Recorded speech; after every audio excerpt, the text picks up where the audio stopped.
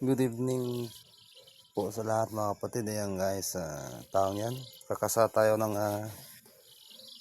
inuulit ko po na gaya ng sinabi ko, tapos na ako sa mission para sa buwan na ito. Nakapokus na lang po ako uli sa paggawa ng gamit. Ayan guys, ito yan,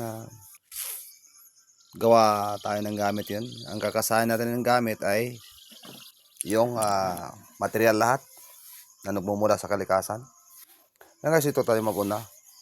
Ipaliwanag ko po sa inyo lahat kung ano, tao yan. Ang mga bisa at mga pangalan ng mga material na gagamitin natin. Yan, 12 materials po yan na ikakasa natin sa bawat garapa. Ayan guys. Alam naman natin na ang taong yan, na ang garapa ay taong yan. Na ang kalikasan ay kusa gagana po yun. Kahit wala ng taong yan. Babanggitin pa o orasyon. Sapagkat ang kalikasan po ay buhay po yan na kusang gagana po yan na binigay ng Diyos o ginawa sila ng Diyos na may taglay na mga virtudes. Ayan po guys, base sa karanasan ko, ang lahat ng yan ay nagamit ko na rin po na mga mabisang panangkap talaga sa garapa or langis spiritual. Yan guys, ang ikakasa ko po ngayon talaga ay all protection po yan lahat. Sa kulam, barang, lahat, tigal po, palipad hangin. Sa itim na mica, sa physical din. May kunat kabal na rin yan. Kabal kunat, tagaliwas, pampaamo, pampabait, panghalina, pampayuko. Complete all protection po yan. May tagabulag na rin. Yan. At may tawang yan na hindi maputukan din po tayo na material dito. Itong apat na baging na naghawakan sila, naging isa. Yan guys, ito siya. Panggamot po din yan na ang maganda ito pag nasa langis ito ay panghihilot. Pangaplas mo lang, ihilutin mo yung mga kapatid natin na may mga diferensya sa ugat o nalisa. Yan guys. Sa mga panuhot, maganda rin yan. May pampalubag loob po din yan kasi apat po yan na sa baging na naging isa at isa na rin ang subok niya. Ito ay naka-align din po na nakagamit ang spiritual sa apat na sulok ng mundo o four-pointed cross o tinatawag na south, east, west, north. Ayan guys. Yan, ito rin naman po ay tinatawag ko rin itong dignum sinukuan na baging na may cross din sa gitna pero sa basa mo lang siya makikita. Sa pagkataga mo mga 2 to 3 days ay mawawala na rin agad yung cross sa gitna niya kaya tinatawag ko siyang invisible dignum sinukuan na kahoy. Ito siya.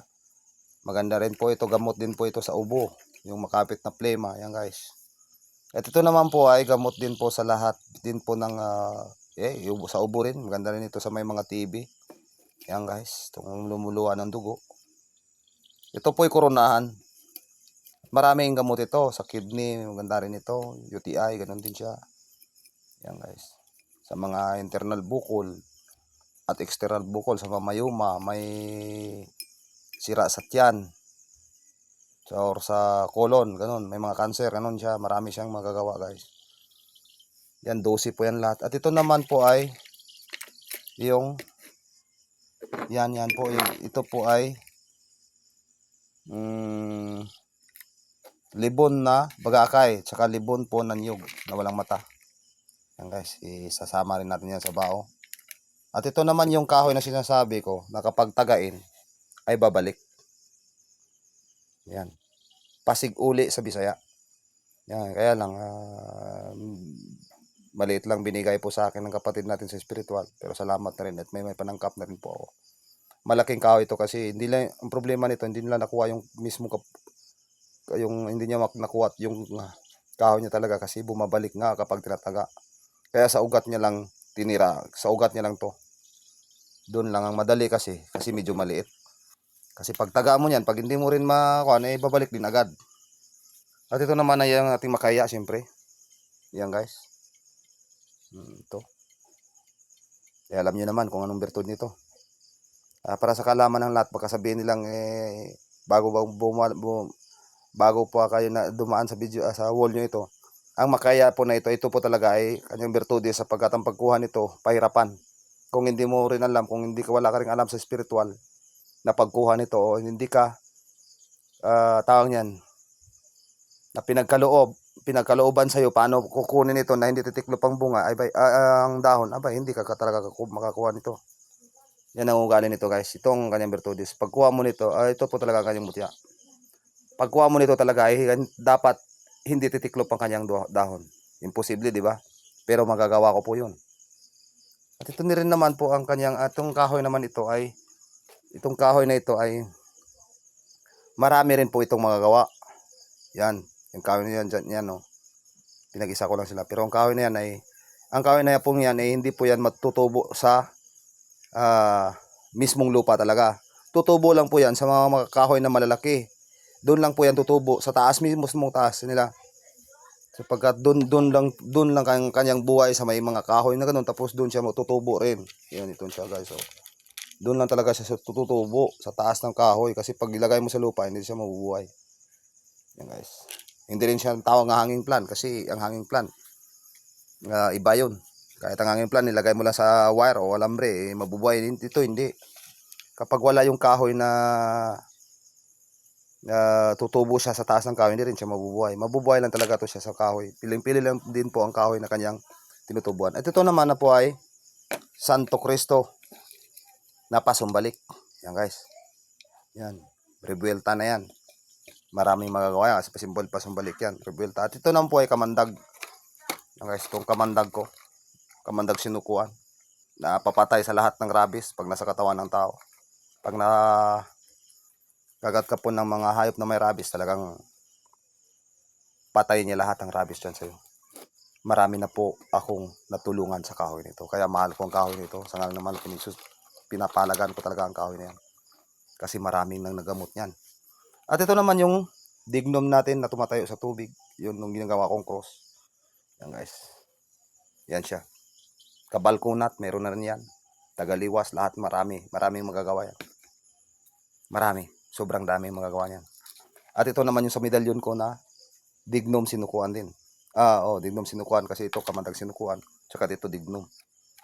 Ito banal na kahoy talaga to kasi sapagkat ilang taon na nasa ilalim na ng lupa, hindi rin kinain ng lupa. Ayan, tingnan yung yan ang kanyang itsura.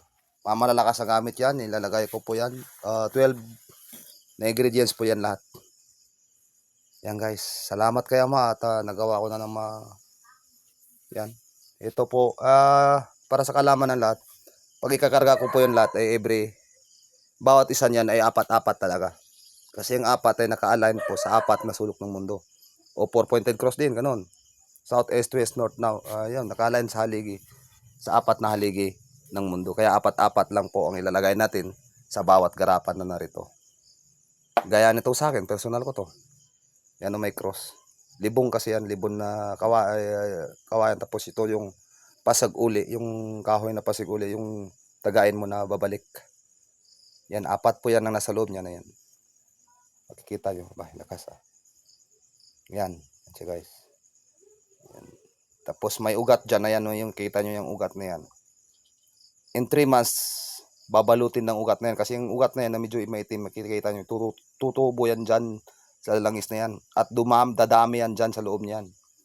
At itong hawak ko, pag may mga negatibong enerhiya sa paligid, kahit yung mga may tangan na kaliwa, ay automatic ito. Kumukulo, maging sa mga aswang rin. Ito naman lahat. Nakikas ako, kukulo po niyan pag may mga negatibong enerhiya o yung may mga kalaban. Ganun.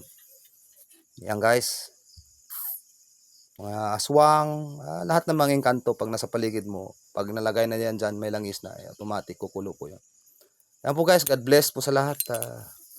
Sobrang mataas na pala ng ginawa kong video. Ayan guys, yun. At ito yung mga mutyang ipadala ko, may-ari na po yan. Ayan guys, 2 kidlat. Huwag lang yung pula, akin yan At ito, dalawang itlog. Itlog ng kukok yan. Padala natin yan. Yan po guys. O, di ba? Handa. Yan ang kinakasa ko ngayon. Kaya hintayin nyo lang po ang mga gamit nyo. Tsaka ito yung medalyon. May 3 nag-order din. Gawin ko pa. Yung dignom sinukuhan. Salamat guys. God bless po sa lahat. Magandang gabi. Everyone.